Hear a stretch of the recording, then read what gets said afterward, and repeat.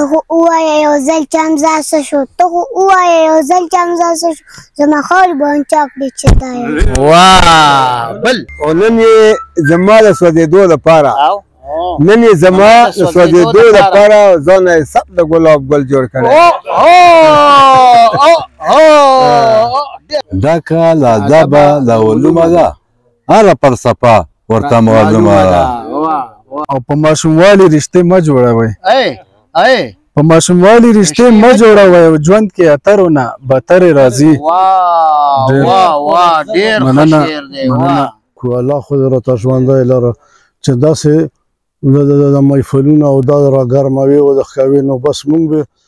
څوک وي د کلي څوک د کور لیونی څوک وي د کلي څوک د کور لیونی په سترګو ړوند شوي شبکور لیونی چې په سپین جبین دې شنه خالونه ښکاري په سپین جبین دې شنه خالونه ښکاري خو زما په زړه دومره داغونه ښکاري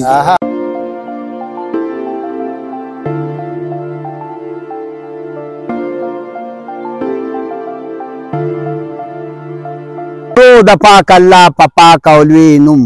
کرنا د پیروي د محمد ده صلی الله علیه و آله وسلم ګڼه نشته په جهان بل رڼا قدرمنو ستاسو باچاجي ستاسو صابر شاه صابر په یو داسې تاریخي کور کې ناست یمه چې تاسو وینئ دا ګیر چاپیره منظر دا چمنونه او دا رستو یو عظیم الشان دیو قامت بلډینګ دا د حاجی ایوب افریدي تاریخي کور دی کم چې د ایشیا د ټولو نه لوی کور یادېږي کم چې د دنیا څلورم لوی کور یادېږي چمنونه ګلدرې باغونه بڼونه سویمینګ پولونه اخورونه عجیبه کور دی او دې کور کې نن زمونږه دې ملګرو د یور وایس ټي وي دپاره مشاعره را جوړه کړې ده دا ډیره خوږه مشاعره ده د خیبر نوموړي او مشران شاعران را سره ناست دي زما په خیال په ډیر وخت کې به په دې کور کې مشاعره نه شوي د یور وایس ټي وي د طرفه دا مشاعره د دې شاعرانو شعرونه تاسو ته په مینه وړاندې کوم اشمه جي اول به خپل غزل زه ووایم د ځان سره خو نه ده په خبرو خاطرې دي د ځان سره خو نه ده په خبرو خاطرې دي راغلې خاطرې باندې ملګرو خاطرې دي د ځان سره خو نه ده په خبرو خاطرې دي راغلې خاطرې باندې ملګرو خاطرې دي او تیارې مې خوښې نه دي خو دا نن شپه تېره مشه تیارې مې خوښې نه دي خو دا نن شپه تېره مشه او چاپېره رانه ناستې بې وزرو خاطرې دي تیارې مې خوښې نه دي خو دا نن شپه تېره مشه چاپېره رانه ناستې بې وزرو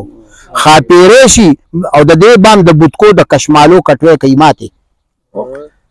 د دې بام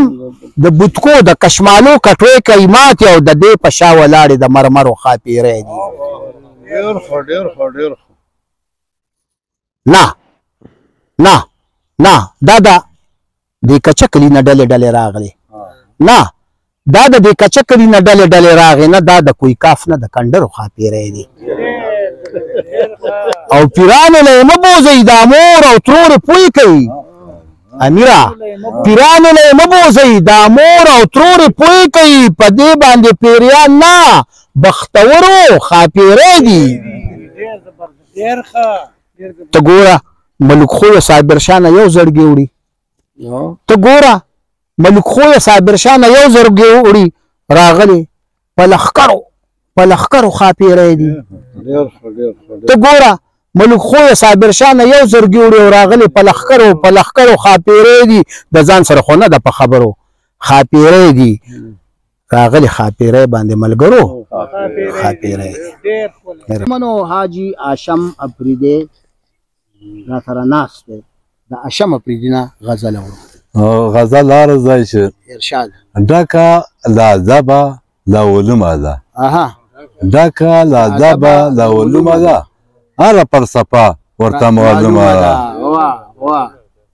او ما ته خو په مینه ډېر ګوري ما ته خو په مینه ډېر ګوري هسې ډېر عالم وایي چې څومره ده او هغه د مینې محبت لاره هغه د مینې محبت لاره تله دې چې ستا زړګیله کومه ده او تا چې جوړه کړې ده زلفونه تا چې جوړه کړې ده د زلفونه تا زما زړه نه هغه لومه ده ډېر السلام اوس ځوان شاعر جابر همدرد صاحب ته خواست کوم چې خپل کلام ووایي غزل دی چې دا چې مولونه مرورې راځي دا چې مولونه مرورې راځي ماله افسوس د دې خبرې راځي مننه او په ماشوموالي رشتې مه جوړوئ په ماشوموالي رشتې مه جوړوئ ژوند کې اترونه بترې راځي مننه او درکراره چې شي نیت مه بدوه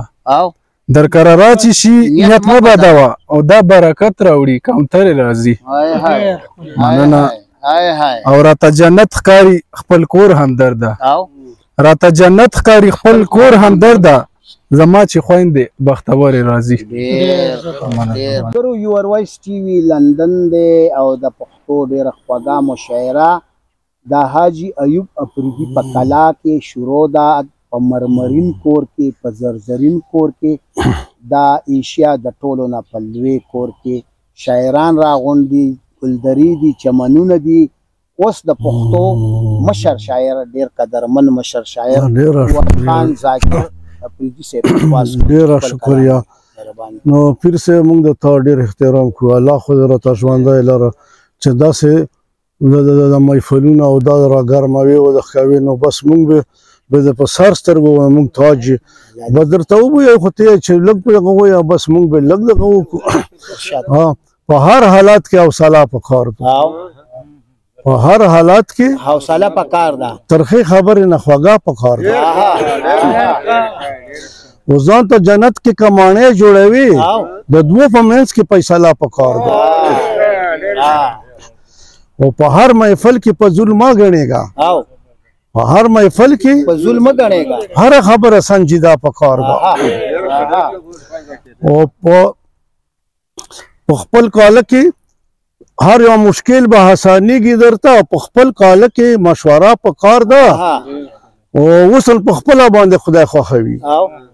وصل په خپله باندې خدای خوښوي حقیقت مینه په ها پکار ده او بې بادو ښکلی رانه مخ اړوي بې بادو ښکلی رانه مخ اړوي ورته ذاکره یوه ګیله پکار ده منو دا پریدو وایي چې هر کس شاعر دی د شینوارو هر کس شاعر دی پښتو د دوی په خټه کې اخلی شوې ده دا څومره ماشوم دی دلته کې لکه د طوطي غوندې ویزم شعر ویم په دې مشاعره کې د مشاعرانو ستاسو نوم دی احمد تیز ووایه احمد ووایه د چا غزل شعر وی د حمزه بابا ووایه ته خو ووایه یو ځل چې حمزه څه شو ته خو ووایه یو ځل چې حمزه څه شو زما خاورې به انچا کړي چې دا یم بل ووایه ته خو خبره تا په تا تعالی مې قسم خبره تا په تا تعالی مې قسم ټیټې خبرې چاته کړلی ټیټې خبرې چاته کړلی نشم او اوس د دې احمد پلار عادل صاحب ته عادل افریدي ته دعوت ورکوم چې غزل ووایي چې څوک وي د کلي څوک د کور لیونی څوک وي د کلي څوک د کور لیونی په سترګو ړوند شي وي شبکور لیونی پکې موجود وي د ازل لیوني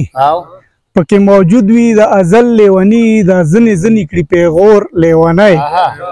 او په غرمو ګرځي هیڅ پروا یې نه وي په غرمو ګرځي هیڅ پروا یې نه وي ځکه یې رنګ شي داسې تور لیونی په غرمو ګرځي هیڅ پروا یې نه وي ځکه یې رنګ شي داسې تور لیونی او درته آواز کړم هیڅ ځواب نه کوي درته آواز کړم هیڅ ځواب نه کوي لکه چې شي سړی په زور لیونی او خدای خبرخور باندې څه تېرېږي خدای خبرخور باندې څه تېرېږي چې کله وویني خپل ورور لیونی او د دې حیوان ماحول نه لرې زما د دې حیوان ماحول نه لرې زما عادله شم به پکې نور لیونی.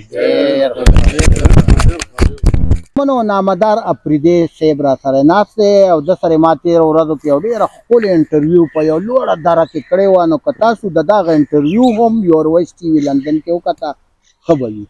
یور وایس ټي وي 1 تاسو ووهئ، یور وایس ټي 1 نو دا نامدار افریدي مرکه به راشي. نامدار بابا ووایه، غزل ووایه. چې په سپین جبین دې شنه خالونه ښکاري، په سپین جبین دې شنه خالونه ښکاري، خو زما په زړه دومره داغونه ښکاري. او په سپین څادر دې دغه زړګی مې ځکه د پردې نه وځي، زړګی مې ځکه د پردې نه وځي، په سپین څادر دې سره ګلونه ښکاري. دا شعر بیا ووایه. چې زړګی مې ځکه د پردې نه وځي، په سپین څادر دې سره ګلونه ښکاري. او چې تصور کړم ستا د تورو زلفو، چې تصور کړم ستا د تورو زلفو، راته په هر ځای کې دامونه